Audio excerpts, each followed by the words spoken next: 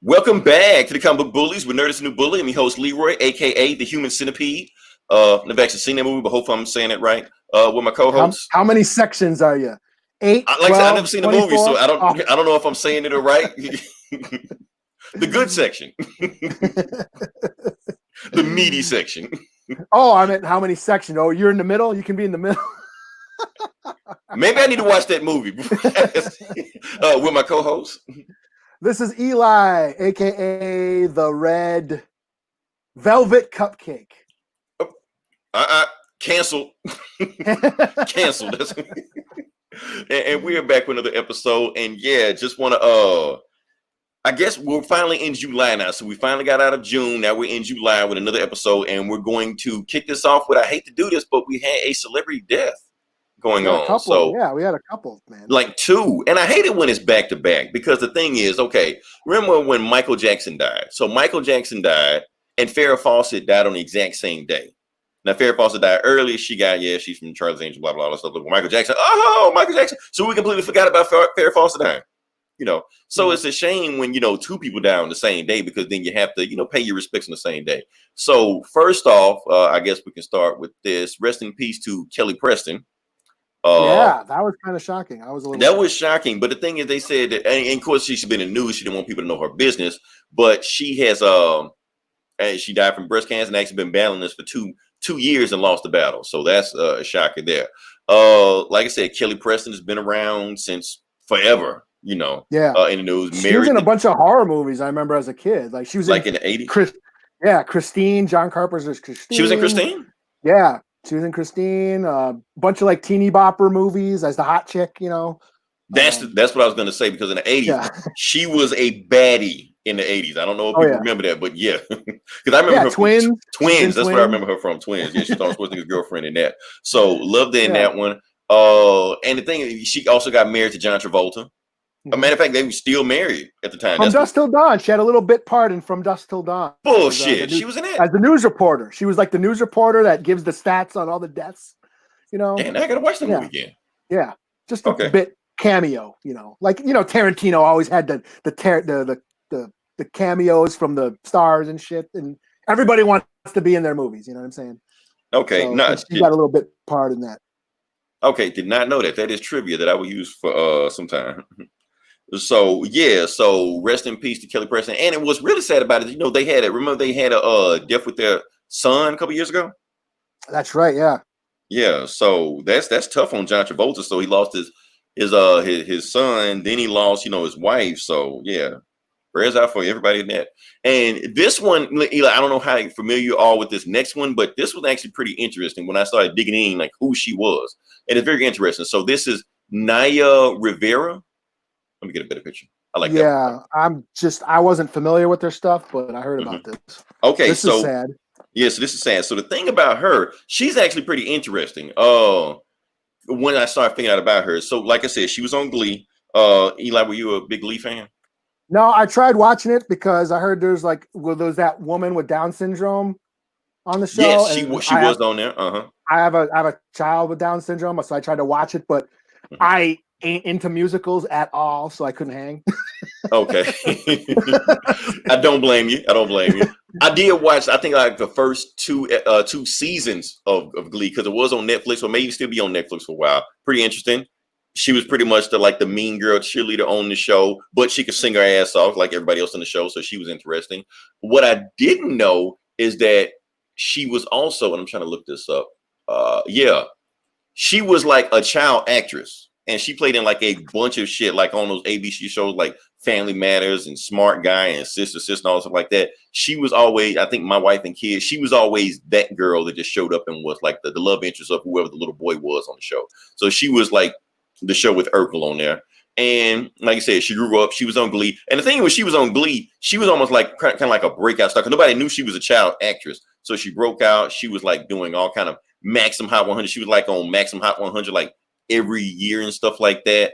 I'm trying to think what else we got. And like I said, here's how she was hot. Because she dated David Spade. because we've already talked about it before. Comedians, well, good for him. I mean, but that's what I'm saying. Comedians always get hot chicks. That's just what happens. I don't know what it is about comedians. You're so funny. You're funny. Oh man, I don't get it. What is up with comedians? Should I go on Saturday Night Live? Eli, we're going on Saturday Night Live. Fuck that. We're auditioning next year. Make them laugh. They make them laugh. That's all we have to do. We're trying out for Saturday Night Live next year. Groupies, get on board now because we're gonna have too many next year when we get recruited. Yeah. And here's the funny thing about it. Like, okay, because like I said, she was famous. She dated David Spade. She also dated like athletes and rappers, things like that. Eli, do you remember this song? I Don't Fuck With You. Okay, I didn't want to sing it, but is it on like a? Is it always on like a GIF or something? Probably where somebody's getting, or somebody's falling, it's a fail, and then or something happens to somebody, and it's the song. I don't. You. That song. Okay, so you know the song. Yeah. Okay, I was like, I hope I don't have to sing the song. No, good. Okay, no, I'm not. Fuck that. But the reason I bring that up is because that's his ex-girlfriend, the guy that rapped that song, Big Sean. Oh, so she inspired that. Yes. It wasn't even like did you do that? Because a lot of time when rappers do stuff like that, like, who are you talking about this person? They'd be like, oh no, you just got to read into my lyrics. No, he did. He was like, no, it's about her. Like, he just flat out said it. So yeah, rest in peace to her. But like I said, she's a cool actress, but yeah, that's just funny. Hold on, we got Iron Man. I used to watch it with. I don't know what you watched with your mom. What? I hope it was Glee? Family Matters and not talking about Glee or something. Or I hope he's talking about Glee and not talking about one of the Kelly Preston movies. Back in the 80s. Because yeah, but rest in peace to them. Okay, so like I said, we got that out the way. Eli, let's get to the big boy. The big boy. The big boy. Yeah. Okay. I'm gonna back away from this. Big Willie style? Fuck Big Willie. Who gives a fuck who's railing his wife, man? Yes, fuck Big Willie. I'm like you now. I'm hanging around you too much. I can't say this on my private time. Like, fuck Will Smith. You're blasphemous. I just feel like talking about it right now. We got other shit to deal with. But the point we want to deal with is that we finally, the Washington Redskins have finally did it. They have finally removed not only the name, they've also removed the logo and the mascot. Hold on, we got another one. Yeah, it was Glee. He's saying it was Glee. It was Glee. Yeah. Yeah. Shout out. Yeah, Glee was actually a good show. People shit on the show, but it's actually a good show. And also, I guess the people are saying that that show is cursed because there was another guy on the show that committed suicide. Yeah, I heard about it. Yeah, but he was like a pedo or something like that, and he was about to be convicted. So he's like, Jesus Christ. That show was fucked up, But yeah, anyway, we're going back to it. Let's talk about this because this is actually some pretty big, heavy news on this because the Washington Redskins have changed their logo, changed the mascot. They are going to release a new logo and a new mascot, but they have not released it yet what it's going to be. So that being said, I'm going to back all the way the fuck back and let Eli take care of this. Oh, is it token engine time? Yes, that's why you're on the show. That's from the land of sky blue waters. Just like when anytime Outright Geekery needs a when Black History Month, Leroy, write this article. Well, I haven't. I mean, yeah, this has been a long time coming. I mean, it's been getting some push for the past few weeks. I mean, in light of the riots, that's happened, and everybody's sort of checking their racial cards. This has been back in the news once again. Mm-hmm. This has been going on for decades. People don't know that. My mom actually was at the Super Bowl back in 1991 here in Minneapolis when the Redskins were playing the Super Bowl and they were protesting back then. I was in high school. So this has been going on for decades, even before I knew about that. So this is not anything new. They have been fighting to change this name for a very long time. And yes, in the past few weeks, this has been getting attention. I've been remained silent on it for the most part because it's the same old argument. It's the same old shit. You're saying the same shit over and over. And I've been saying it for years, but I guess I can say something now. Right. I guess I'll say something. So where to start? Let them use you. Yeah. I guess it's nice to know that finally one sports team is no longer publicly insulting Native Americans anymore. Mm-hmm. I think that's a nice small step toward the right direction. I do think it kind of sucks that they're only changing it because they're losing money and not because it's the right thing to do. You know, right. they're not going to get their stadium or whatever the fuck. So they got. I mean, it's the same thing with Mississippi and the Confederate flag. Yeah. Why they doing this now? Yeah. They're losing money, not because it's the right thing. So, you know, so this whole, I think they're going to use this as a, you know, as an excuse to pretend that racism is done.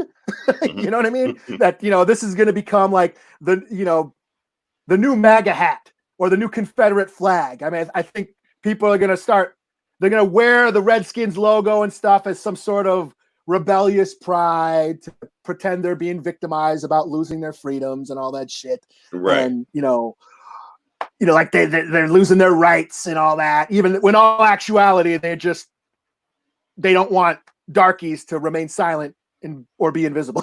Right, because they know any people. The microscope is on everybody nowadays. Yeah, that's what I mean. This is like, yeah, they're gonna, you know, or they're gonna use it as an excuse to say racism is over, like when Obama became president. Right. Oh, there's a black president. Racism's done. Right. Then Trump gets in there and is back. Yeah, it's still going on. Yeah. Right. I've been seeing the backlash. You know. You know. See, we got a black man in the office. It's over. See? It's All that matter. You know. Yeah, like I said, this is just, it all comes back to them feeling threatened about their way of thinking being, you know, not being the only way of thinking. You know what I mean? That the white Anglo-Saxon Protestant Judeo-Christian perspective is the default way of thinking in most of the world. Right, and everything else is ethnic, minority, whatever. Yeah, is an other. You check the other box. Yeah, like you said, checking boxes. You know, that's the other. You know, so that perspective is what basically rules the world, and their comfort in that perspective. And this challenges that way of thinking. That's why they're feeling threatened. You know, they're just so comfortable in their position of racial, you know, supremacy that any other way of thinking, you know, is a threat to them. Right. You know, and they you know, they make excuses like, you know, oh, I don't, it doesn't offend me. Why is it offensive to you? Blah, blah, blah. Because they're not the minority. They don't understand that. They don't get that. They make excuses. You know, they want to say, oh, it's honor. We're honoring Indians and all that shit, which is bullshit because there's no honor in it. There is none. You know, especially since it's a racial slur, you know. Yeah, all the shit that the fans do, all these sports fans dressing up in headdresses with the war paint and the red face and woo woo woo and hooting and hollering with the tomahawk chops. Right. That's the same shit that kids used to make fun of me with. Right. You know what I mean? Because you know, I mean, if you play it off like a mascot, right? That's what, and that's the only thing people see. There's no honor in it. The name refers to the native adversary. It you're honoring fear-mongering of natives. You know, you're referring to when natives were the enemies of the country and were a threat to white expansion. You know, so that's what that's referring to. You're naming your team after monsters, basically, back when Indians were considered the boogeymen. Right. You know, that's what that is referring to. So people who don't find it offensive is just proving that they're ignorant, that they can't see through the lens of anybody else, but they can't see past their own, you know, perspective. Yeah. They lack the understanding of a different perspective, you know, because they don't think it's a big deal, but it is. It is a big deal. Because it's not a big deal to them. Yeah, it's been a big deal for a long time. You're just not listening to the people who do think it's a big deal. Right. Just like Trump saying he invented Juneteenth. No, it's been around before you said it. Yeah. I mean, because it's been proven. It's been proven that stereotypes have a negative effect on the people that are being stereotyped. Absolutely. Like why about people getting shot left and right? That's why. Because you only see what you see on TV or what you perspective. So you automatically see that person as a threat. Yeah, stereotypes have it affects their self-esteem. It affects how they view themselves, how their outlook on life is. It makes them feel like lesser citizens, and other people view them as lesser than. Right. And sports teams. I mean, racism against natives in particular is so normalized in our world. It's just so tolerated and accepted, and these sports teams have allowed that. They have contributed to the dehumanizing of Native people. Right, because what's bigger than professional sports or football? Yeah, yeah, by presenting natives as these cartoon characters. Mm-hmm. So yeah, negative stereotypes have a negative effect on the people. Why do you think I hate every native character in comic books, in movies, in TV? I damn, they got to put a gun in your head to make you read X-Men. Yeah, I mean, it's all these negative stereotypes. They just feed into this negative image of who I thought I was supposed to be. It's like I almost, every time I see a native on TV, it's either, like I said, a sports jersey or a Halloween costume, or or it's a documentary during Thanksgiving. Or John Wayne's always kicking our asses. Indians were always losers. Or there's like I said, cartoony cavemen running around with feathers and cowboys and drawers. Indians, just like cops and robbers, right? Yeah, they're just cartoony clowns, and I hated all of it. It's almost like I resented that part of myself. It's like Indians are a bunch of losers. I don't want to be an Indian. I don't, and that was like I rejected my native identity. I didn't want to be a native as a kid. All my heroes didn't look like me, and that's because all I saw of native representation were these cartoony, clowns. Right. You saw Kevin Costner, being a hero, and Yeah. So I mean, and we have yet to have seen. So even though they're changing the name of the Redskins, there's still a long way to go, because we have yet to have seen a Native American family sitcom on primetime American television. Right. Where's your version of Fresh Off the Boat? Yeah. Yeah. Doesn't exist. Has not ever existed. So I mean, and to non-natives, that stereotype, those images, it's a novelty to them. They think it's intriguing. They like the stereotype. There's a fascination with the lawless heathen, the wild savage, because it represents a time period in this country, when the West was wild and untamed, a time period before, white man laws and civilization made their lives boring and mundane. So they hold on to these stereotypes because, they're fascinated with that savage, untamed, primal caveman or whatever, you know what I mean? Mm-hmm. That uncivilized world, there's a fascination in that. So they want to hold on to these stereotypes. They're in love with these stereotypes. They like that image of the godless, savage, wild savage, or the hypersexualized Indian princess who's a submissive sex slave. They want to keep those.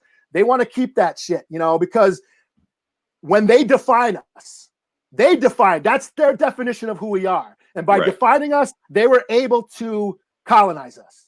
They were able to, by dehumanizing us, they were able to wipe us out. It was just easy. So this is all about, this changing of the name is just one step closer to us defining ourselves. Indigenous people are finally going to define who we are and not them. We're no longer going to be their definition. We're going to define who we are, because they don't want the real native perspective or identity. They want that stereotype because it's easier. Just a two-dimensional mascot version of it, right? Yeah. Yeah. So So if it wasn't a big deal to them to publicly insult my people for the past 100 years, then it's going to be no big deal for them to root for another team. Yep. Right, and that's what we're gonna do. We're gonna why should changing a racial stereotype should offend you? You would think that's what we all would want, Yeah, but you're gonna be fine. You're gonna be just fine. Right. Now, do you think this is gonna get the ball rolling? Because like I said, the Washington Redskins is the tip of the iceberg. So what about the Cleveland Indians, the Atlanta Braves? Yeah, I had no idea. I just found this out recently, but the Chicago Blackhawks, who I'm a fan of. I'll watch some Blackhawks. I like watching hockey. And Chicago, they're just a hop, skip, and a jump from where I'm at here in the Twin Cities. And I have rooted for the Blackhawks before, but I just now learned that the Blackhawks are named after their chief. That was a chief. I mean, have you ever seen the mascot? Yeah, I've seen the mascot, and I didn't really mind it. I didn't understand, like, okay, it's a Black Hawk, but why are you got an Indian head? And then I found out that it was the chief. I was, okay, so you named your team after a real life person. You never see, like, they're not going to say like the Washington Martin Luther Kings or the New York Jesus Christs.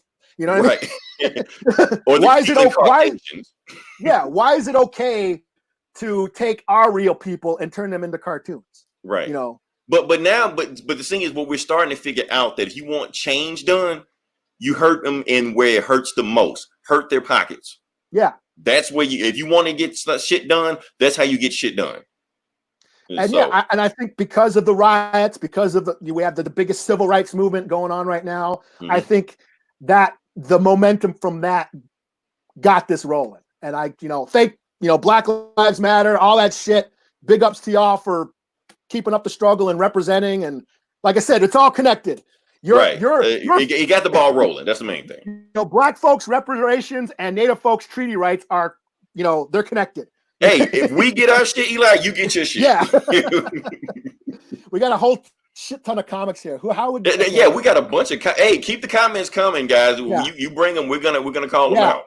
Shout out to y'all, you guys, for absolutely listening. Okay, Cleveland Indians is absolute garbage name, and that dude's it's a cartoon. It's a red faced smile like the Joker. It's a red Joker with a fucking feather in his hair. Right. So so now that we got that done, hopefully we can get the Milwaukee Bucks taken care of next. But that's another topic for another day. Oh yeah, let's move on to something a little bit lighter that I know every other YouTuber besides us hate, but I guess they might like it, I guess. So let's talk about that. The CW has cast a new Batwoman. Yeah. And I know everybody's excited, but not really excited because nobody watched the show, but everybody hates the show. That's the funny thing about it. Because, here's the thing, Eli. I'm going to say something that's going to surprise you for a second. I think they should have picked somebody else. Okay. I'm not saying I'm not excited about the casting. I don't even know who this is. I just know she's flat out gorgeous, but I mean, she's hot. Yeah, but as far as like acting, I know nothing about her. But I might watch it now because she is. I mean, because she's gonna make out with other chicks, so you're like, oh. Yeah, I watched for the plot. This is the plot. Yeah, unpopular opinion. I didn't find Ruby Rose hot. I think she looked like a shitty member of an emo metal band and shit. And that's the funny thing about it. Yes, she is mad bad. Listen. Now, here's the funny thing about Ruby Rose. Everybody was pissed about her because, some people was pissed because they said they were pandering by casting, a gay woman to play Batwoman. But the gay community, from what I'm hearing, were pissed about Ruby Rose because they're saying she's not gay enough. Yeah. Like, what the fuck is not gay enough? What does she have to do to be gayer? Yeah, I don't know. But I don't know, but people just pissed off about this. But the thing is, this actress, I don't know her name, don't know who she's playing, whatever like that. The point is, she's also bisexual. People getting pissed because why she got to be bisexual? Why she got to be cast bisexual? Because Batwoman is a bisexual character in the movie. I mean, in the TV show. Yes, we know it's a completely different character, but it's something already building up as LGBT. Might as well keep that train going. Now you can ask, why is that making a big deal? Why can't you just be LGBT and not, announce it with a bullhorn to everybody? Let's be honest, it's 2020. Every chick I've met in the last 10 years has all been bisexual. That's just and me. Do they not understand the CW? No, they don't. Does anybody? The Berlanti universe is nothing but gay folk. I mean, like I said, he's openly gay. Because Berlanti's gay. It's like, wait a second, is he straight? Is Arrow straight? Like, like but the straight people are the minorities on that shows and shit. Right. That's the thing. but that's okay. Like I said, let me get back to the point what I'm trying to make. Now, like I said, me personally, I think they should have went another direction with casting Batwoman. And I'll tell you to say, because You know what? Louis Sanchez, I'm almost going to agree with you because I feel like she's cast as the perfect Batwoman. But as far as Kate Kane, I think she's bland as shit. That's just me. But she pulls the look off in the costume. I give it that. You see, I didn't watch it. I only watched like 3 or 4 episodes. I didn't stick around to where she got her wig and shit. Okay, so I watched the entire season. Yeah, just like every other pissed off. But I actually like this show. I'm not saying it's the greatest thing ever, and I stopped everything I was doing, and I didn't hate watch it either. I watched the show. I got into it. I was like, okay, it's pretty interesting. I'm not like these other YouTubers that will watch every single episode of Batwoman and then make an 1.5-hour review of how much it sucks and then break down everything about it. In the commercial break when it came back 5 minutes in, look how she's walking and talking and acting like. How do you know everything about this show if you hate it so much? But that's my thing. But here's my opinion of what they should have done with Batwoman. Now, I know the CW does not listen to my opinion at all, but that's the reason they're in the situation they are now, because they don't listen to me. So here's what I picked. Now, on the show of Batwoman, Batwoman had, and I'll show you, this is my pick who should have been Batwoman. Boom. I know you don't know who this is, but she's on the show. Now, the thing is, she's on the show. She plays Batwoman's ex-girlfriend. Now, the thing is, she has the exact same training as Batwoman. She's just as good as Batwoman. She knows Batwoman's secret. She knows where the cave is. She's even covered Batwoman a whole bunch of times. So if you're going to get somebody else to play Batwoman, why not pick somebody that's already on the show? You could easily just say, okay, Ruby Rose left. She's going to take over as Batwoman. If she knows everything she can do, why not?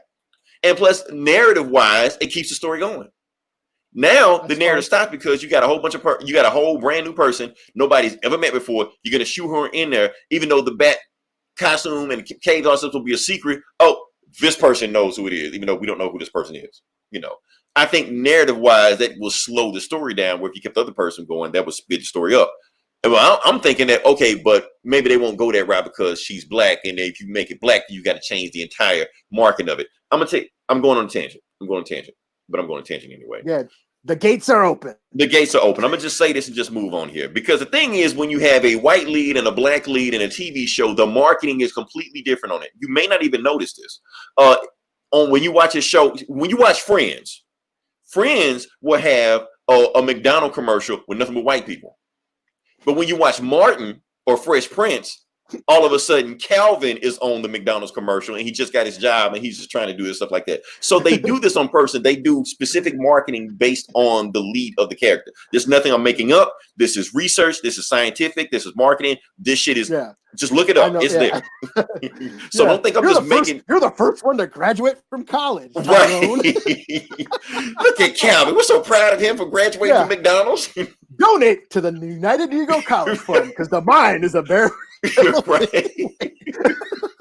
So that's my whole point. So you start seeing the fucking bail bond commercials. Right. Oh, the malt liquor commercials. Yeah, here comes Billy D. Don't let the smooth taste fool you. What the fuck you doing in a malt liquor commercial on the NBA playoffs? Sam Jackson, what's in your wallet? Right. But pay attention when you see this stuff, because this is clear they are targeting their marketing. I can't wait for a native TV show, man. I don't even know what kind of McDonald's commercial you guys are gonna get. Yeah, man, fucking fry bread commercial and shit. The jokes write themselves. Yeah, Pillsbury flour makes the best fry bread. Have you had your break today? Oh shit. Okay, so that's my whole point. So that would have slowed down the narrative. But the point is, I'm thinking they're not going to do it because they're having a black lead, change the market of it. But CW just going to be CW and just say fuck it and just have a black lead. So we're going to get McDonald's commercials down in the middle of CW. So I don't know. And people are like, oh, they're just pandering. How they were already pandering. So that's my thing. Like, people saying it's going to bring hate to the Batwoman show. How can the people that hate the show even more than what it is now? Yeah. You got a lesbian gender race swapped version of Batman. Okay. Now she's black. You going to hate the show more? They pretty much gone off the deep end. You can't go any further what they've done before. So that's my thing. I just hope, I really like her hair. And I think it would be cool if she kept her hair instead of that stupid wig. That's my thing. Okay. But would would that give her identity away? I don't know. Maybe, but here's the thing: Batwoman on the show admitted she was gay. Like, we don't even know you're gay, Batwoman. Like the character in the Gotham Gazette, she just was in full costume. I'm gay. We don't care. You're Batwoman. Whoop somebody's ass. Okay. People cry for the Batman and Batman family to go in there. I agree with you. 2000 Man Reborn. It doesn't really bother me that much. I understand that it's another thing, so I'm not crying for Batman or Nightwing to be in the show, even though they teased that Hush, it became whatever. Fuck it. I don't have time to explain Batwoman. But I'm gonna be interested to see where it goes. I want to see. I actually might check it out. I might, because I'm curious. And maybe that's why they did it, because making a new announcement of a new character, it draws more interest in the show than just carrying a character that was already on the show. This generates news. So fuck it. Why not? I will admit that, all these shows about Batman without Batman being in it gets a little to, Gotham, and then you had the Alfred show. Eli, are you reading my mind? Am I? Are you? Telekinesic? Professor X, all this shit. This wrong way. Maybe we need to flip this shit next time. I don't know. Whatever. Anyway, we're transitioning, but in a good way. Next thing we're going to do is talk about, because yes, they are bringing another Batman show on there, and it's coming to HBO Max. And the show, I don't know what the fuck the show is going to be called, Gotham PD or something. Wait, we got another comment before I jump in this bad boy. Let's see. Without Batman, coming soon. What? Maybe Batman's gonna be. Maybe she put on makeup in the hood and Watchmen. Oh, like Sister Night? Huh? Oh. Maybe. I don't know. Okay. So the thing we're talking about now is that yes, HBO Max has ordered a Gotham PD show that's going to be based in the same universe as the Matt Reeves, Robert Pattinson Batman universe. So it's all connected. Eli, did we just have the show? I think we did. Yeah, I did. I stuck around for Gotham for a while. I couldn't do it. It's funny. It's funny. I stuck around for Batwoman, couldn't stick around for Gotham. But in my defense, I think I wish I did that too. I wish I would have dropped Gotham and then watched Batwoman instead. But in my defense, Batwoman is one season. It isn't like I watched 8 seasons of Batwoman. I'm pretty sure I don't have that kind of stamina to do that. But what they're doing is that they're making a Gotham PD. I mean, a Gotham PD show based off the same character, and I'm pretty sure Jeffrey Wright might, be the head of this show. Basically, what they want to do, and I should have had that picture. They're going to do a Gotham PD, basically. For those who don't know, there was a Gotham PD TV show. I'm sorry, comic that was based on the regular cops of Gotham PD. Batman wasn't in it. It was about the it was about the regular Gotham PD. And it's basically what Gotham is based on, like the TV show Gotham is based on. And they decided to turn the TV show, but they wanted to have their Smallville cake and eat it too. So they decided to do all that stuff, which why they did, who knows? But hey, it happened. So that's what we're doing now. Here's what I think, Eli. People are so confused on what the DC universe is doing. There's no confusion. It's simple what they're doing. Give them more Batman shit. More Batman shit. They're rolling out a Batman extended universe, a cinematic universe. That's what they're doing. Like they got the MCU, this is going to be the BCU. Because what DC has realized is Batman is the only thing they have that sells. That's it. Consistently. They may have a spike here and there with, Aquaman or some shit, but something that consistently sells is going to be Batman. So what they're going to do is just make a Batman cinematic universe. Batman, Batgirl, Huntress, Nightwing, Robin, Orphan. Apparently it's going to be based on Greg Rucka. Yeah, what did I say? Gotham PD? I meant to say Gotham Central. I'm glad you brought up Greg Rucka. We're going to talk. Yeah, we're going to talk more about Greg Rucka also. He's reading your mind too. We're all connected. We are all. This is all synergy. I guess. Yeah. Because we're going to talk about Greg Rucka later on in the show also. So yeah, that's my thing. They're just going to make a whole bunch of, and if this is successful, it's going to be more shit, because HBO Max is doubling down on DC shit. Because they know DC is pretty much Warner Brothers' biggest property, so they're gonna milk the fuck out of it. If Batman sells, give me more Batman. What do we have here? Okay, so I guess we can get into, oh shit, let's see. Okay, I don't have it in me right now, but I guess we can go into the actual movie, because we watched the movie. We did watch a movie. So the movie we watched is that's why I don't have it, because I didn't catch that, but that is okay. We're going to do this. The movie we watched is actually called The Old Guard. The Old Guard is the movie we watched. And for those that don't know, and it's on Netflix if you want to know where you can watch, because you can't go to the movies and watch anything nowadays. So everything is on Netflix. So if you want to watch something, Netflix where it is, and I'm going to pull this up right here. Boom. Because the thing about this movie is it is on Netflix, and I got all kind of fucked up shit, but it's on Netflix, and we watched it. And for people that don't know about the Old Guard, that it's actually based on a comic. It is based on an Image comic that is written by Greg Rucka. And not only was it written by Greg Rucka actually wrote the screenplay to the movie for Netflix. So he's dipping his foot in Hollywood also, which pretty much every comic book writer is trying to do nowadays also. They're just writing a comic to sell to Hollywood so they can just write the shit. That's all they're doing. Now, for those not familiar with Greg Rucka, we just said a second ago, or one of our comments just mentioned that Greg Rucka wrote Gotham Central, which Gotham was lightly adapted to, plus this HBO Max Gotham series also. He wrote a bunch of Wonder Woman comics. Also, he's also adapted Stumptown into a TV show also. So Stumptown is also him? That's him. Yeah, Stumptown is a comic also. I don't know if it's Dark Horse or Image or whatever it is. That's him. That's his comic. He pitched to ABC, so that's him. So if Greg Rucka does nothing else, he knows how to, write a comic about badass women. So, Eli, I'm gonna let you start because I'm gonna try to get some production stuff set up. I'm gonna let you start, and you let us know what you thought about the Old Guard. I thought it was all right. Okay. Glowing review. I mean, I read the comic before I watched the movie. Mm-hmm. I'm glad I did. The exact opposite, but yeah. I'm glad I did because I actually enjoyed the comic a lot. Mm-hmm. The movie I thought was okay. I mean, it was a pretty faithful adaptation to the comic. Mm-hmm. I guess my only thing is I wasn't a fan of the action. I guess I watched The Raid too much. I watched John Wick too much. Is this not violent enough for me? Maybe I knew it was going to be that. I was like, damn it! I know Eli's going to complain about the violence in this movie. I mean, it was the way it was shot. I mean, it was R-rated violence. It was violent enough. I guess it's just the way it was shot. I watch a lot of kung fu flicks all the time. Practically every Sunday is basically kung fu theater to me. I watch a couple kung fu flicks. I just throw them on Sundays. It's like a ritual. It's like my church, So I'm used to like the choreography, and I could see that. I could tell what they were going for with the action, but it was just the way it was shot.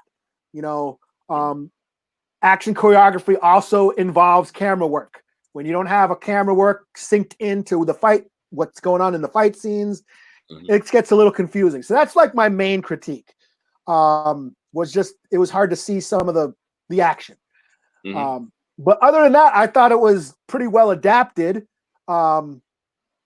It was very well adapted. Yeah, it stuck pretty close to that first trade that I read. And other than that, I didn't like the soundtrack. Like the songs that they chose. Soundtrack. Oh god. They just started all of a sudden. I'm like, what the fuck am I watching? I'm like CW. Am I watching some teeny bopper movie? Am I watching a CW? Right, you're watching the CW show. Like all of a sudden, some weird shitty pop song would just pop up on the fucking movie, and I'm like, what the hell? And kind of ruined the mood for me. Maybe I'm just too metal for that, but that was my. So I wish the action was a little better and the soundtrack sucked, but I thought it was it stuck really close to the comic. I mean, it was Greg Rucka writing it, so right. Greg Rucka wrote the screenplay of this one, so the performances are fine. Charlize Theron, of course, she's Furiosa and Atomic Blonde, so she's proven that she can do her action scenes and yeah. I thought it was okay. Okay, yeah. 3 out of 5. Okay, good, strong. Okay, so what do I think about the Old Guard? Now, I do want to give a disclaimer, not a disclaimer, but I do want to mention that I don't know the name of the director of this one, but it is the first Black woman to ever direct a comic book movie.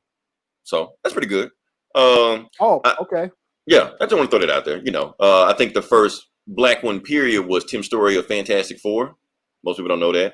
That's probably also the reason why you didn't get another Black director, recording anything after that. But yeah, I pretty much everything you hit the nail on the head, Eli. Everything you said, I pretty much thought the same thing. I thought that the direction of this movie was slightly better than the normal Netflix shit we get, but I wouldn't see this in the theaters. Yeah. I felt like it's not theater quality. The fight scenes were good, okay.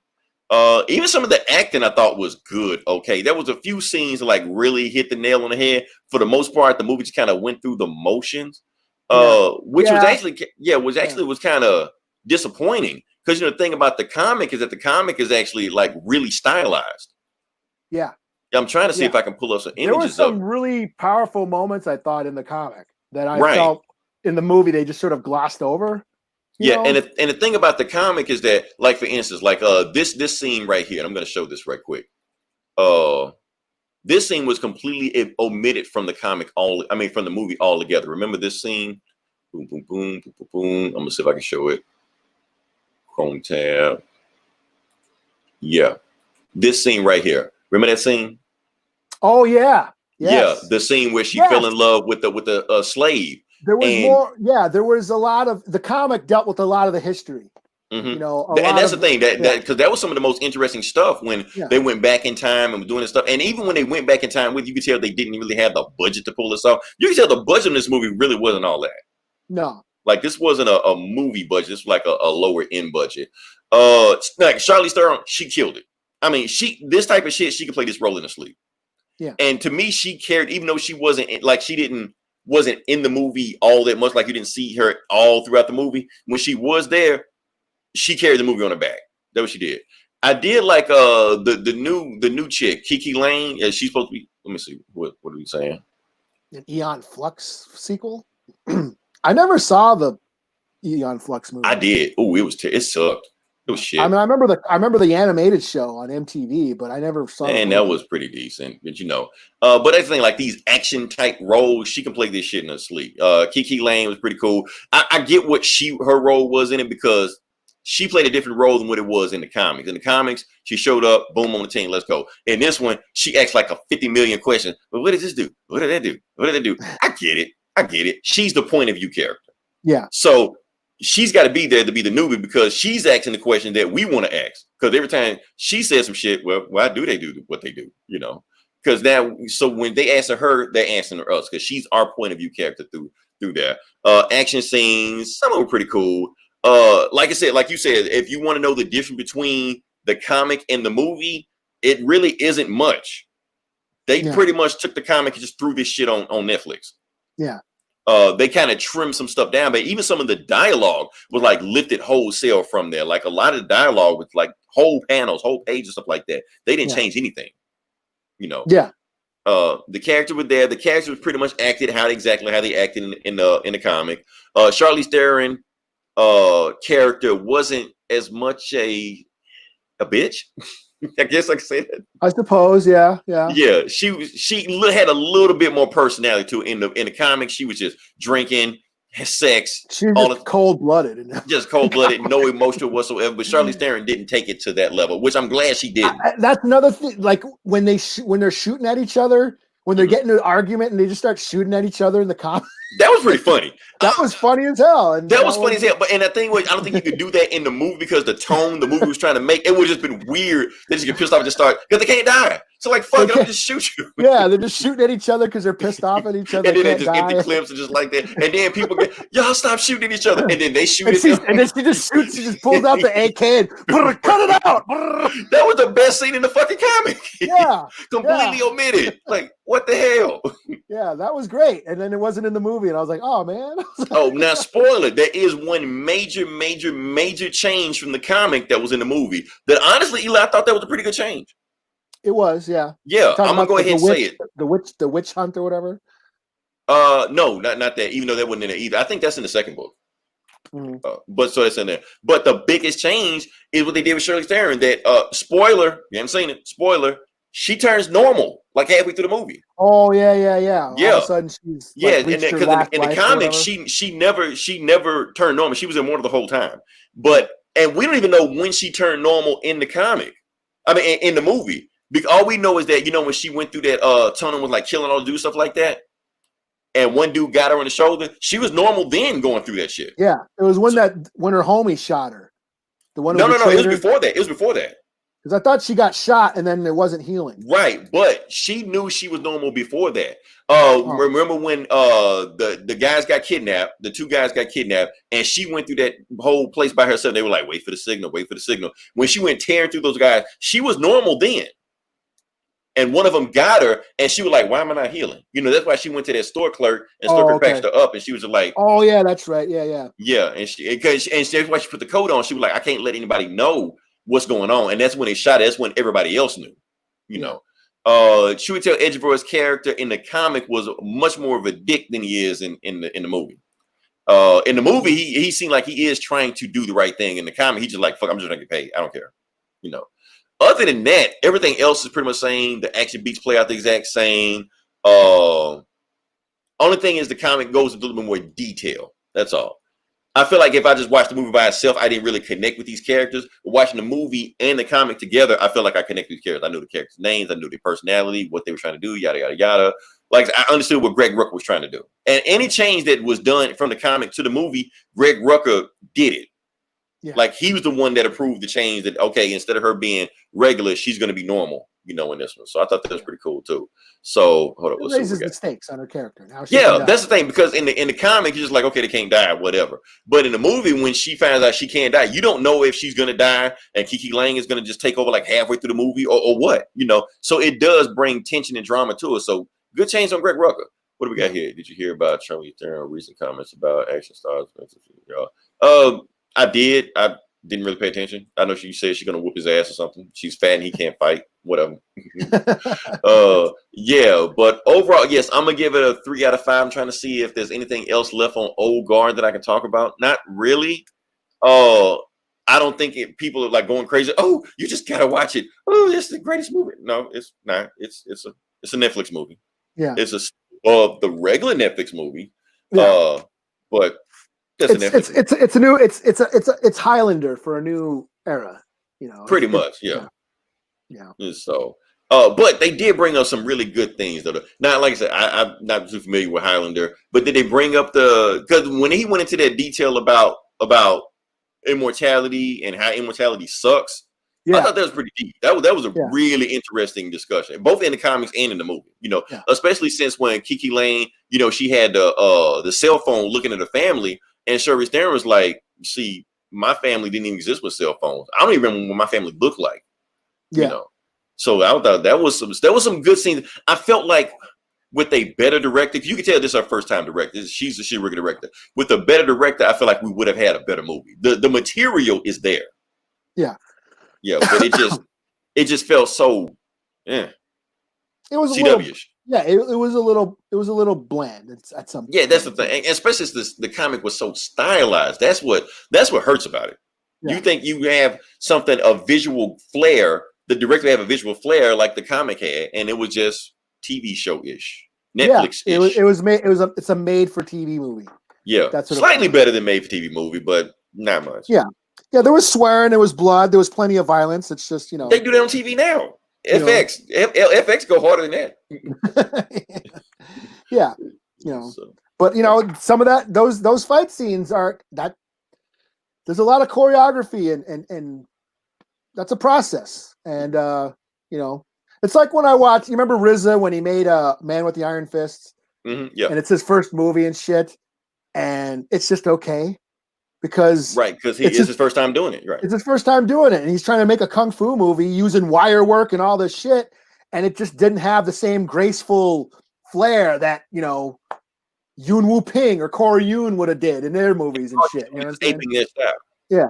So it's like a amateur version of somebody that watched those movies. Yeah, or like a John Woo, where that, you know, this is what they do. They have a style to it, and you know, I think he just bit off more than he could chew.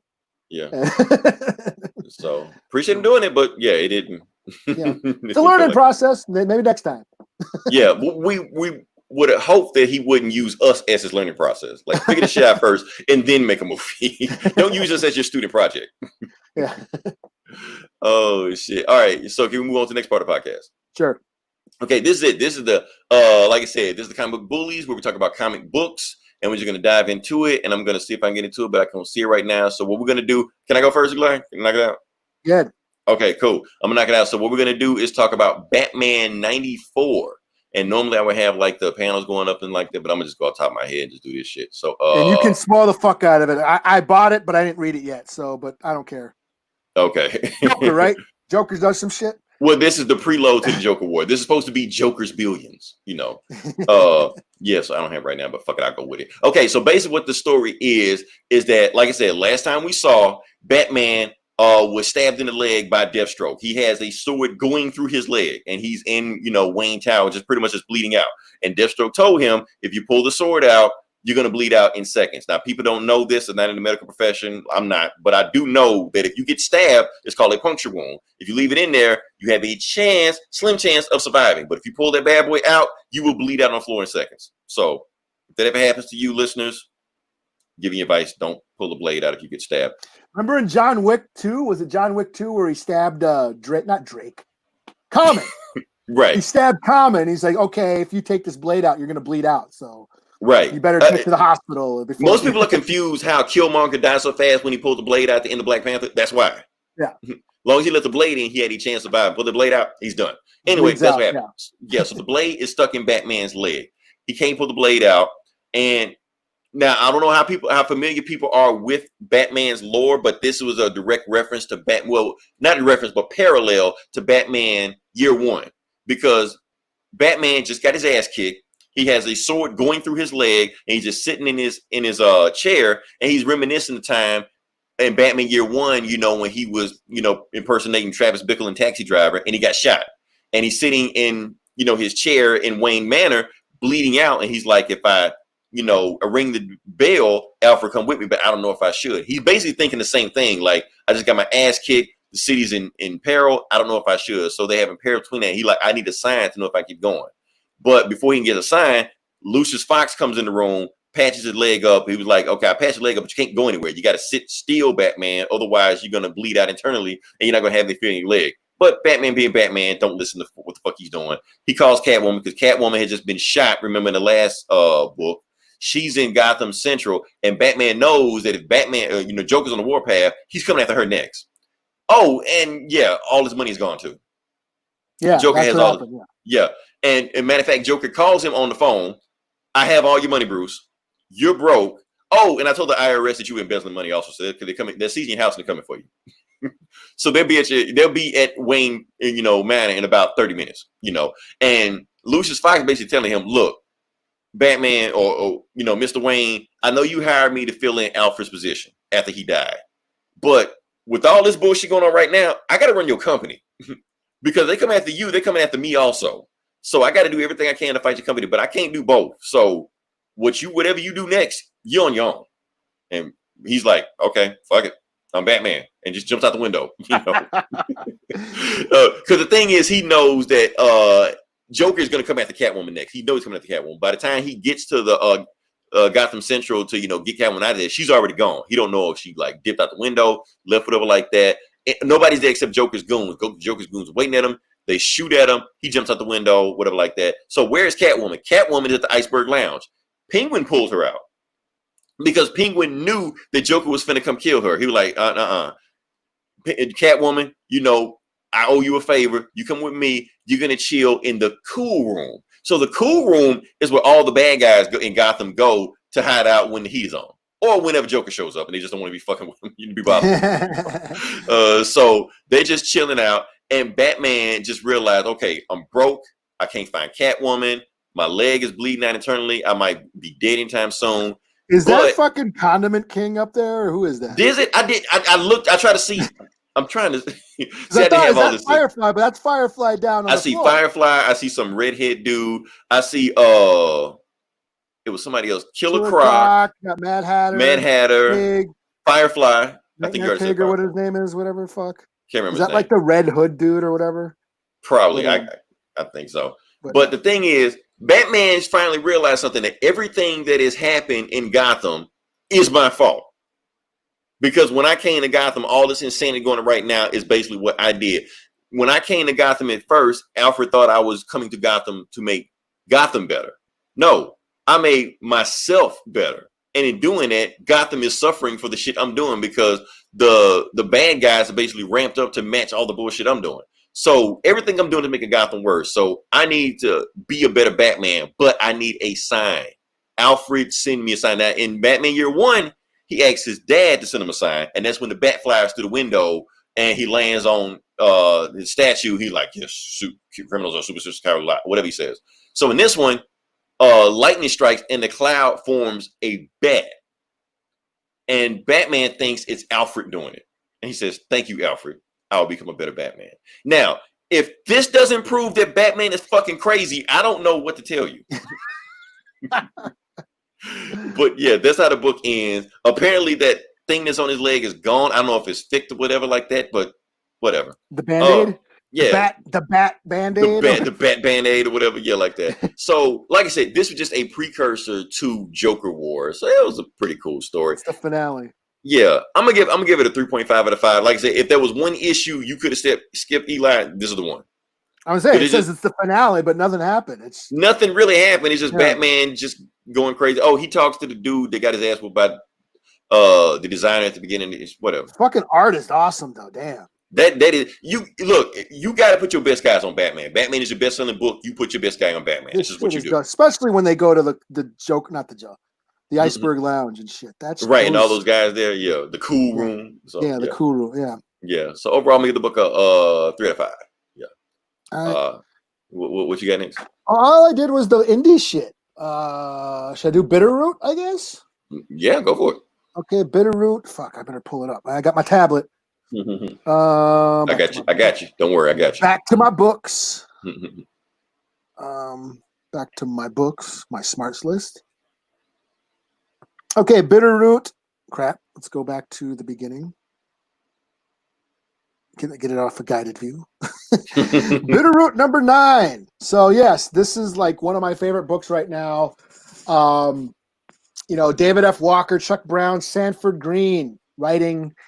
We have Sophie Dodson on colors, Sanford Green doing the work, doing the art and stuff. And this is about a family of demon hunters in 1920s Harlem. And they fight these demon called Jinnu who feed off of hatred in the form of racism mostly. And they possess you and they turn you into demons. And this family fights them and cures them. And there's been this big, huge race war going on, race riots that demons possessed all the prejudiced people, feeding on the prejudice and the hatred, possessed a big gang of people, and there was a big riot in Harlem. And this is the aftermath. We are finding out that there's another demon called a Denzu or something that feeds off of trauma and pain and sadness. And they're going around gathering minions in Georgia, in the South. There was a little black boy who was hung by the KKK, and this demon has come and is feeding off of the sadness of the town and possessing them. And also, there's another group of a family that are in the South being chased by a bunch of redneck demons. And there's a lot of cool action going on in there. And then we have Ma Etta. She's the grandma. She's like the patriarch of the family. She's actually working with the police in New York about, they have jailed a bunch of these possessed demons. And she's like these aren't Jinnu. These are different kind of demons. I don't know what these are. The ones the demons I dealt with, they feed on hatred. You kind of know how to deal with that. These ones, I don't know how. And it's actually the other demon, the ones that feed off of pain and trauma. So again, this book makes the commentary, those parallels on how do we deal with racism? How do we cure racism? You have racism, which is just fed off of hate and fear and anger. But then you have the effects of racism, the pain, the trauma. How do we cure that? So there's a lot of a conversation. She's like, I don't know what to do about these guys. I can deal with the hatred. I don't know how to deal with the pain that's caused by it. So that was a really profound statement, I thought. And then at the end, it's got the other demon possessing. What's his name? What's the guy's name again? Fuck his name. The guy. He survived the Tulsa bombings. His whole family died in the Tulsa bombings, and he's in Georgia, and he's with that demon. And in the end, the last panel is him sort of giving in to the demon. So it's like finally possessing him. So kind of tragic that he's finally giving in to the pain, and the sorrow. So and that's where it ends. But other than that, still a cool book. I do think there's a lot of plots going on. You know what I mean? Mm-hmm. You know, there's a lot. You got Maeda in New York. You got the one family, the one crew in the South being chased by the rednecks. You got these other two in Chinatown, and then you got the shit going on in the South or in Georgia. There's like all these different parallel plots going on. It kind of jumps around a little too much. Sometimes I wish I was like, okay, I want more of this. Maybe they'll eventually pull it all together, you know. Yeah. So that's my only critique. Other than that, I'm still digging this book. It's still one of my favorite books on the shelf. 4 out of 5, you know. Okay. Hopefully we'll get him on the show. I know he's not listening, but he did say he wanted to. Hey, we've been in his DMs. Yeah. He left us on red, so yeah. Yeah. So I guess it's my turn next. Okay. Damn it, I can't believe you didn't read this next book. Okay, so this next book is DC's Dead Planet #1. I hope I spelled it right. I hope I did it right. I hope that's the name of the book. It may not be. But yeah, this book #1? #1, yeah, because remember this is the sequel. Oh, I did not know it was a sequel. I thought it was just another. No. This is no spin-off or tie-in. This is the actual direct sequel to Deceased from last time. Didn't they like leave Earth or something? They did. So this tells what happened when what happens now they're gone. So like I said, the book leaves off and it is talking about how let's see. Yeah, cool. We got that on there. So the book does talk about how Cyborg saw everybody leave. Everybody left. Superman is eating the sun, and they went to another planet. And somehow Cyborg thought he was dead, but somehow he actually turned himself back on. So he's just been there the whole time. So 5 years has passed. Cyborg is still there. He's got like grass growing on almost like that. He's like molded, stuck in the grass like that. And he finds the signal, the tracker that Batman put in him like all those years ago. And he turns it on. He sends a signal out. He don't know where it's going. He just sends a signal. He just hopes somebody hears it. Now, cut to 5 years later. Hold on. Somebody kicking in. Who's in the book of my kung fu? Okay. These are some deep comics. Yeah. Oh, you're talking about Bitterroot. Yeah. Not Deceased. Oh, yeah. Bitterroot. Yeah. Bitterroot goes. Yeah. Bitterroot keeps it real, but it's cool still. It's a horror book. It's like I said, it's like Evil Dead, but with like real shit to get to go. All right. So back to where we were before. Okay. So 5 years later, we find out what's going on right now. I'm going to show you the panel. Boom. Jonathan Kent is Superman now. And Damian Wayne is Batman. Oh, no shit. Yeah. And Cassandra, whatever the fuck her name is, she's Orphan? Wonder Woman. No. Not that. It's a Wonder Girl that's in the New 52. She's Wonder Woman now. I barely been paying attention, but you know when you see her. Anyway, that's Damian Wayne right there. He's fucking crazy in this book. Because anytime they do something, he wants to just assassinate everybody, and John just telling him like, Damian, calm the fuck down. We're trying to do stuff. But he just want to just beat the hell out of everybody, you know, so they can calm him down. So anyway, the reason they're at war right now is because oh shit, I hit the wrong button. The reason they're at war right now is because, like I said, they just came to a new planet, but the planet was already occupied. So the people just like, get the fuck off our planet. So they basically fighting for the planet to stay there. So Jonathan is trying to stop Damon from killing these folks, you know. And he's like, look, we're gonna talk this out. I want you to talk to the president, and we're gonna take you to the president of Earth 2. And the president of Earth 2 is, boom, Lois Lane. So she's the president. She's having a one-on-one conversation, you know, with the leader of the other planet, trying to tell them, look, we come in peace. We just want to chill. We can coexist. We can share whatever we know with y'all. We're refugees. And they just talk it out, and they're cool. While they're doing that, that signal that Cyborg sent finally hits Alfred. Alfred hits it and tells Damien, Master Wayne, we have a signal, you know. So they find out that Cyborg's still alive, and they're like, damn, well, we got to go back. We gotta go back and save him, even though we know that the planet's full of zombies that will kill us or like that. We got to go. We left a man behind. We got to get the man. We got to go get him. Even though it makes no fucking sense. They don't know what kind of trap they into or what they get into. They just go. Then they have this touching moment between, you know, all the people leaving, like, you know, Jonathan with his mom. She was like, make sure you come back. We can't lose another Superman. He does. I don't like it when they call me Superman. Just stop acting like one, son. You know, stuff like that. Heart, you know, mom shit, you know. Green Arrow is still alive for some fucking reason. We don't know why. Black Canary is now the Green Canary because she's a Green Lantern. She still got a sonic scream. And that Wonder Woman sword that's Kryptonian that can cut through guys or like that, she had that sword. But she feels bad for Green Arrow. She's like, you take the sword. So, because he's useless. So they go to the planet. They find Cyborg. He has his head is separated from his body. When they get him, that's when they get attacked. Let me see if I can try to find it. They get attacked by Wonder Woman. Damn it, I can't show you the panel, but it's fucking awesome. Watch this shit, man. Watch this shit. I gotta show you this shit. They get attacked by Wonder Woman out of nowhere. She just wrecks their ship, so they can't even leave anymore because they just wrecked the spaceship. And the first person she takes out is Green Arrow for no fucking reason. When that happened, Black Canary fucking loses it.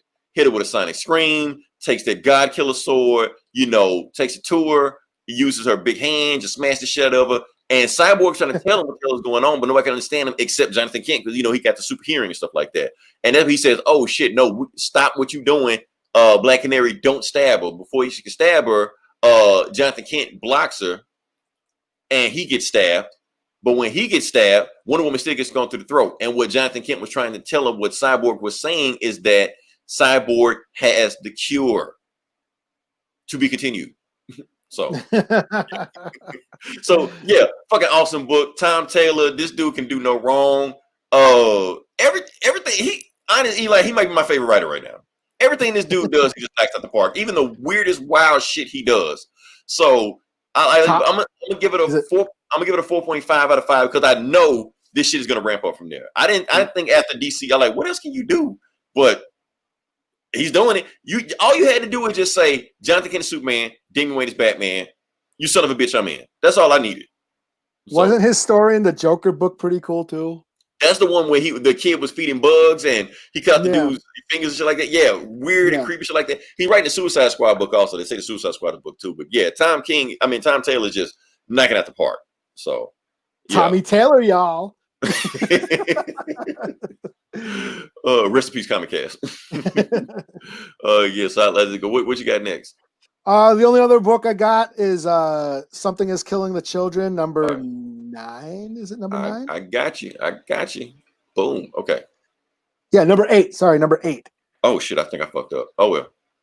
Yeah. We'll fix it in post. Yeah, so this is another horror book that I've been reading. James Tynion IV. It's basically about this town that's being overrun with monsters that are killing or eating kids. Mm-hmm. And there's a monster slayer shows up and sort of fights the monsters. But it turns out in the last story arc, the monster laid eggs. So now there's monster babies running around the woods. Well, that's not good. And this story, yeah. And then it turns out that I think her name's Jessica, the monster slayer, this chick who kills the monsters. She works for this like secret underground, Illuminati government agency that knows about these monsters. So she's got an X-Men, and the last issue, her mentor showed up and was like, yeah, you've been fucking this job up. You've been here way too long. This job should have been done already. We don't know what the fuck you're doing. You got the cops involved. We got to shut you down. She's like, no, this fucking thing laid eggs, so we got to take care of it. So he's like, fine, I'll help you. So that's where this episode or this issue picks up. They kind of team up and they're going to go after the babies. And then it also deals. The book also deals with like the townspeople and the relationships between the parents and all the shit that the parents are going through. There's a really kind of a fucked up scene, I thought, where they finally found the monster nest and they found all the remains of the dead kids that were missing all these years. and they brought them and they started identifying some of the kids. And there's a scene where they're at the school and they're like, okay, if your kid was missing, come to the school and we'll help. We'll see if we found. And so there's a scene where all the parents are lined outside the gym of the school, like waiting to see if their kid was found, is one of these corpses that they found in this monster nest. I thought that was kind of fucked up. Wow. So it goes into like really creepy details like that. But other than that, I'm still digging this book. It's still pretty cool. Another horror book that I'm into. Also, James Tynion IV, who's also writing Batman. So detective. Oh no, he's on Batman. He's on Batman. Yeah, he was on Detective, but yeah, he's doing this now. So yeah. So yeah, 4 out of 5. I'm still into it. Okay, trying to think, what should I do next? What should I do next? I'm gonna knock out a quick one. Let's do X-Force number 10. Now, this was boring and interesting at the same time. Let me see what book. Where is that book? Boom. Okay. So basically, here's what happened in this book. Nothing. They fight plant monsters. The end. But that's not what everybody's talking about. There's a very specific panel that happens in this that everybody gets everybody's attention. Because the thing is, while everything's going on, like I said, Beast is trying to be like this don't ask, don't tell shadow organization, puppet master, chess master, thing like that. And Jean Grey finds all the bullshit he's been doing. Like he's been hiding information from the Quiet Council. And he does it on purpose because it's deniable ops. The less they know, the less they can get in trouble for it. So she finds out the bullshit Beast is doing. She's like, you guys are on some other shit. I'm not with this covert deniable ops type stuff. I'm going back with the X-Men. So I'm quitting. But before she quits, she lets Wolverine know. And she go. And this is where she lets Wolverine know. In a hot steam bathtub where he's just waiting for her. And she gets butt naked. And is that Jean Grey? Yes. That's the part everybody's talking about. So that's when she tells him that she's quitting the group. But like I said, he's taking a bath by himself. So she joins him in the bath, takes his beer, decides to drink, just lay up with him. And she asks him, if I'm leaving the group and you think I'm too good for the group, does it mean I'm too good for you? And Wolverine's like, yeah. But you need a little bad with you sometimes. And then they bang in the bathtub and the end. So, yeah. That's it? That's it. That's the end of the book. Like, I'm going to talk about the other bullshit. They fight plant monsters for 20 pages. I don't give a fuck about that. So that's what the interesting part about it, that Jean Grey and Wolverine are confirmed banging in this book, even though she's married to Cyclops. So, Eli, I'm going to teach you a new word that we learned this weekend. Weren't they? But didn't they all share a room or something in Krakoa or whatever? Or on the moon or wherever the fuck they're at? So, how their arrangement is, Jean Grey lives here. Cyclops has his own room to the right of her. And Wolverine has a room to the left of her. And they're right next to each other. So they can just come and go as they please. So, Eli, the new word I learned this weekend is called entanglement. That's what this is. Jean Grey and Wolverine are in an entanglement. What's sad is I didn't even watch that fucking video, and I know what you're talking about. Because that's how big it is. I know we don't give a shit who's fucking who, but yes, I really don't. But damn it, Wolverine and Jean Grey are banging in a bathtub, even though she's married to another dude. So Wolverine is like the side dude or whatever. So what the fuck, man? They're getting their entangle on. They're getting their entangle on. So that's a new word we live in. That's how big social media is. We can just use that term just freely just anywhere now. So thank you, 2020. Oh, man. So we don't know what kind of arrangement they have, but that's what's going on right now. So I'm going to give the book a 3 out of 5. Honestly, it was completely useless until that last page to confirm. Because here's the thing, Eli. Yeah. Not only is he banging Jean Grey, he's been flirting with Cyclops.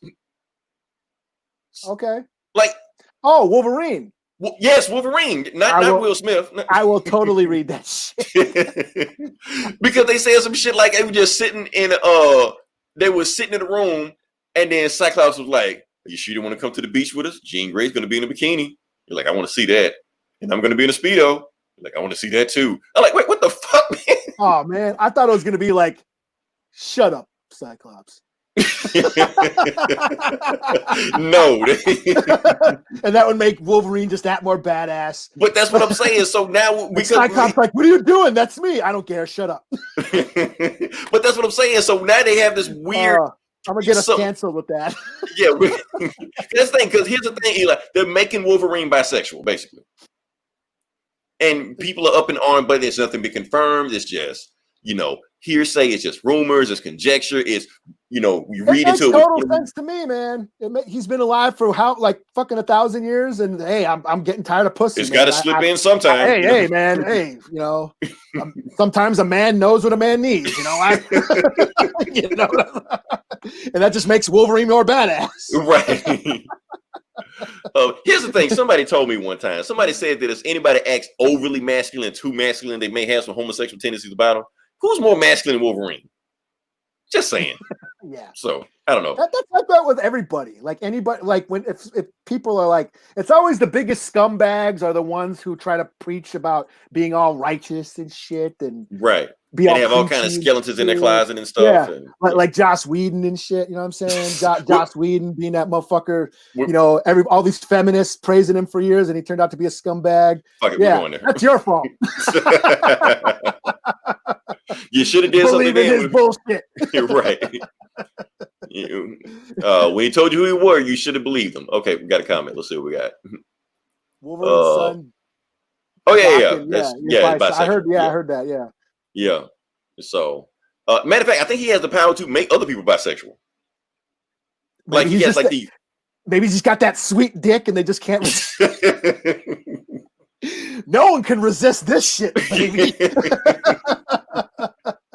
Oh, he went gay for 2 seconds. Yeah, I'm gonna let the monster out. It's gonna do what it do. Oh man, you got any more books? Or am I my last? Well, one? Since you did that, you want me to talk about this Agents of Wakanda? Yeah, man, let's shit on this book, man. I don't even know what it's about. I just know it's gonna be shit. So, is it number 9 or which one is it's the last issue? It's the last issue. That's all that matters. This shit is done. So it's the last issue, man. So Black Panther handpicked a team of a bunch of nobodies that no one gave a shit about, and basically to watch over Wakanda while he's out doing shit with the Avengers. Now, the only reason why I gave a shit about this book, because I heard American Eagle was on the team. Who the fuck is American Eagle? Funny you should ask. He is a Native American superhero that's buried somewhere in the Marvel universe that no one's ever heard of. The only reason why I care, because he was in the Thunderbolts and he beat up Venom once. Okay. It was only like 1 issue, but that's his biggest claim to fame to me. If you go to the Geek Sav, I do another podcast. Shameless plug. Yeah, shameless plug. It's called the Geek Savs, the Native Nerds Podcast. Check us out on Facebook. If you go to our Facebook page, our cover photo is a picture of American Eagle beating the shit out of Venom. Oh, really? Yeah. I heard he was in this book. He's not really in this book. Oh, wow. In like any of the issues. He showed up, he popped up like once on one panel of number 1 saying, oh yeah, we got this Indian guy out doing some shit somewhere else. Let's go to the moon, everybody. And so here we are 8 or 9 issues later. And Wakanda is being attacked by dragons. And it turns out Fin Fang Foom is in cahoots with them all. So it's just the team. Who's all on this team? We got American Eagle, but he's like not the main guy. What's his name? Kazar? Okay, here's the team. This is the team. Active agents. We've got Kazar, Okoye, American Eagle, Mockingbird, Brew. I never heard of this guy, but he's a Brood. Oh, Brood. Okay. He's a Brood. Kid Brew? What? Yeah, okay, whatever. Whatever. Brew. I guess Groot, Brew. I don't know. Whatever. Yeah. Gorilla Man and some fat Cobra. And on call we have Man Wolf, John Jameson. Oh shit. We have the Wasp. How did this book make it as long as it did? Dr. Nemesis. Who? And Roz Solomon. I guess she's a SHIELD agent. Yeah. So anyway, this issue, yeah, like I said, Fin Fang Foom and a bunch of dragons are attacking Wakanda, and they fight them. And at the end, Black Panther shows up with the Warriors 3. He was on Asgard doing some shit, and he shows up and helps them beat the dragons at the end of the book and saves the day. So basically, this whole team was useless. They still needed Black Panther and the Asgardians to beat to win. But you know, the biggest thing that pissed me off, well, not the fact that, you know, I read this to see a native character in the comic book, right? But he's barely in it.